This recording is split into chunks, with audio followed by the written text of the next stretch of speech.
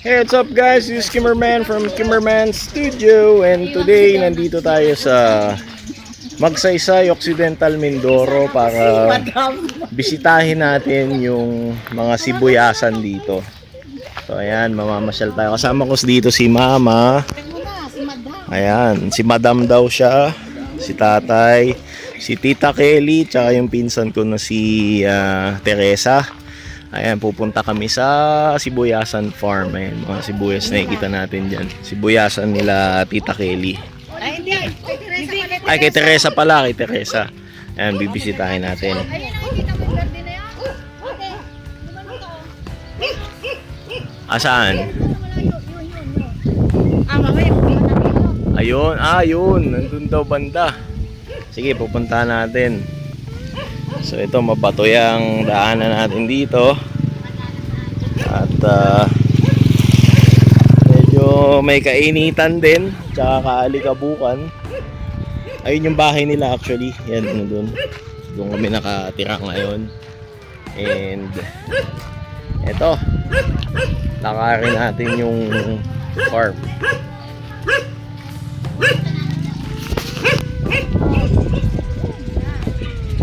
tapos i-post mo na yung ano lang ito dahil buhangin ito ba? Ito, simula dito. Sa'yo to. Laki. Hanggang saan doon? Sino na nagbibidyo noon? Saan? Hanggang doon? Laki pala oh.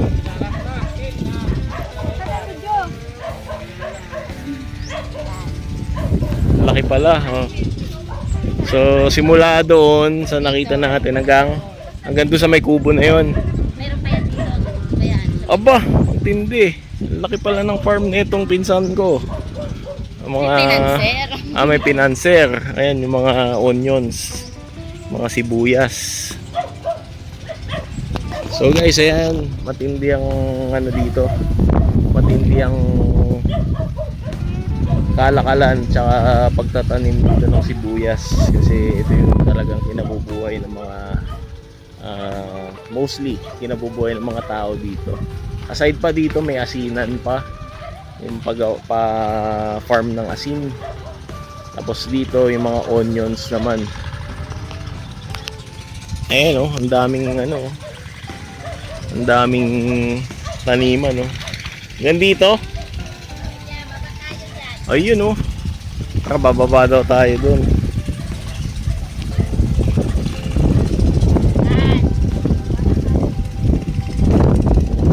Ayan, puro may pilapil na. Hanggang doon. Yan. Hanggang dito. Mauna ka. Yan. Hanggang doon. Ang laki pala. Grabe. Tindi ng taniman ni Teresa. Katiwala kayo. Pero may porsyento kayo dyan. Kung may ano na oh, makikita natin yung mga sibuyas ano ba to? Pwede nang i-harvest. Oh, yung lumalabas na sila sa lupa oh. Ayun oh, may lumalabas na dun oh. Oh, ibig sabihin ready to ano na to. Ready to bunot.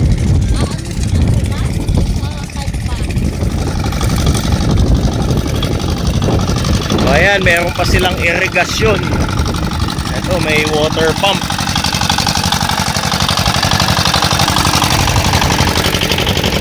Ayan, may poso.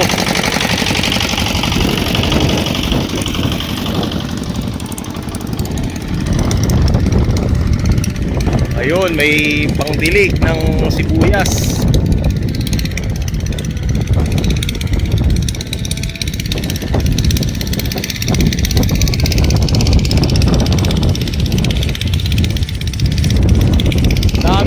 Hanggang dun pa yan.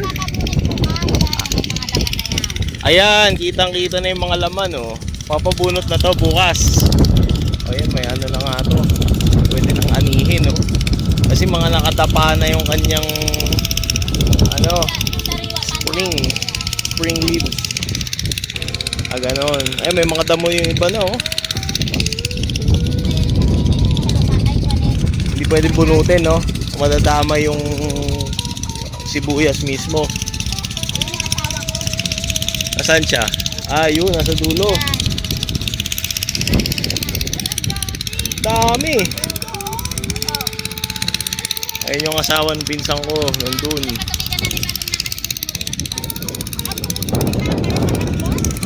Oo. Ay, oo, mag-ano tayo. Vlog tayo na nagbubunot. Ayan, mga anihin na. Ah, ito kasi nakaano na, oh. Parang hinog na. Tapa na yung spring leaf niya. Dito ka. Ayun na yung mga laman niya, oh. Makikita na, oh. Eh, sibuyas na talaga yan. Pwede na natin panggisa yan, oh. Pwede na yan, oh. Mabebenta na yan. Nung nakaraan kasi na 4,000 red bag ang naani namin dito. 4,000 na red bag. Malaman ulit ngayong taon. Ay, sana mas mataas. Mga 4,001. Hindi, sana mas mataas. Mga lagpas, ano. Ayan o. Lagpas 5. Bilog na o. Ayan na, oh. Sibuyas na siya, oh. Grabe, ang tindi. Oh, mabot na nga sa pilapil, oh. Ang ganda, oh. Pwede nang iluto yan, di ba? Panggisa na.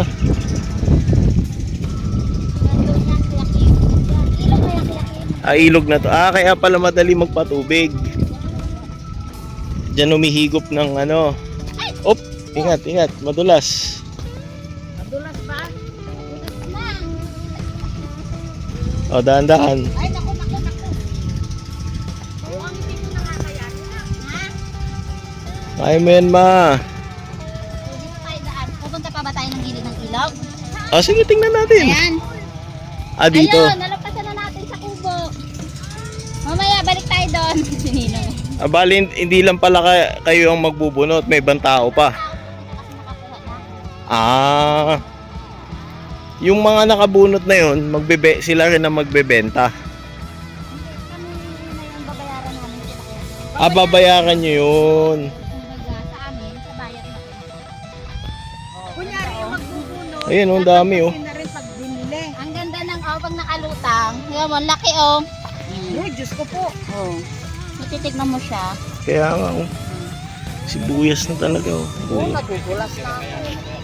Ang alin? Yung bunutin, sayang yan. May ano pa rin yan. May kilo pa din yan. Gandang exercise to, pambalance. Tignan daw ni Ninang yung rainfall. Pagka ko lagyan mo ng tubig. Maliligo daw si Kim at saka yung Ligo. Yung mga buboy. Ligo. Ayos yun. yan o. Ilog to eh. Ang dami po mga sibuyas oh. Nakakatawa, nakakapag-balance.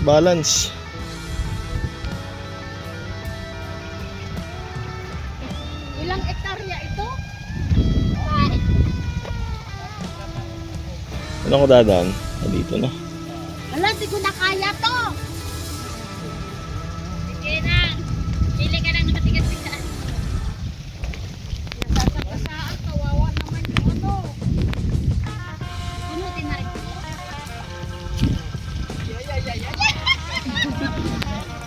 Ah, dito yung ilog. Uy, may kalabaw oh. Dapat binan.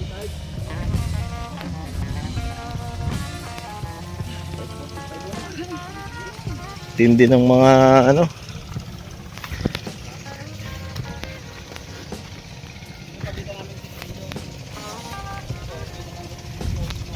Ang bango nung simoy niya. Ang sarap.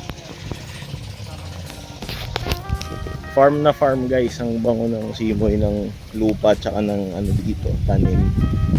Kasi grass ang amoy, tapos yung onion. Wow. Sobrang bangis, ganda. Ito na ang ilog. Ayun ang ilog. Doon kumukuha ng tubig. Ayun. Andun ang ilog. Pwede din doon, pwede rin dito tayo sisilip.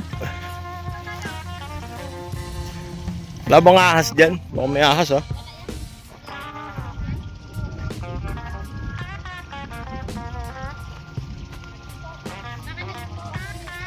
Ayun. Yan yung ilog kung saan kumukuha ng pandilig para dito sa mga sibuyas. Ayan, ang dami. Tanim to nung pinsan ko. Ayan. Sila yung katiwala nung may-ari nito. Galing. Onion farming. Ayun oh, may kamatsili doon oh. Ano yung kamatsili? Dami doon oh, may kamatsili. Ayan oh, kamatsili. Ayan. So yan, ang daming onions. Ayan, tapos bubunutin na yan para maibenta na. Ganda, ganda. Sobrang fulfilling ang pagpunta dito. Sobrang fulfilling. Bago pa lang kami ng ngayon na.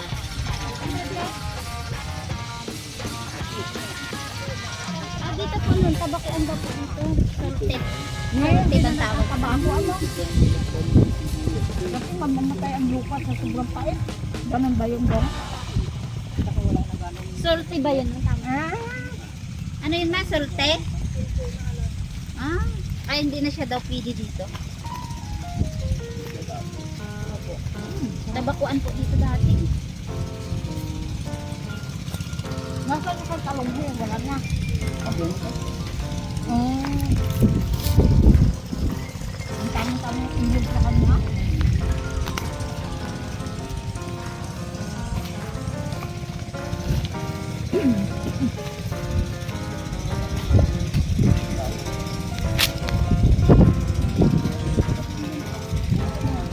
Wala, may napunit na ha.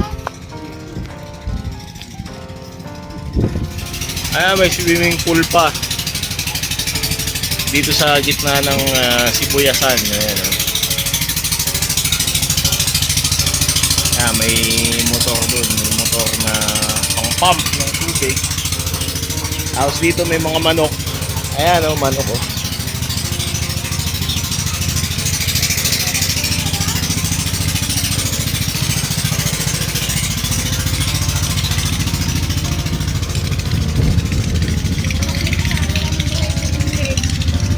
Ano yung mga manok ni Tisay? Dami ah, mga native.